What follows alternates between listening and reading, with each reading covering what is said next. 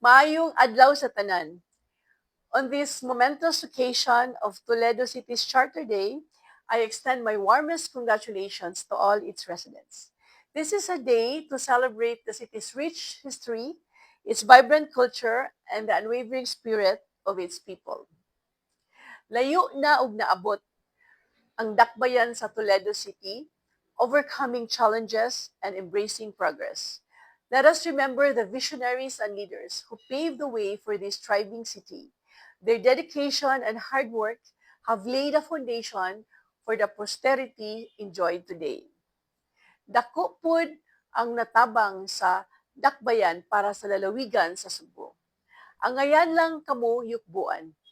Hinaot mo padayon ang pagsidlak ug pagtaas sa balor sama sa bulawan ug copper nga nakapailado sa inyong dakbayan.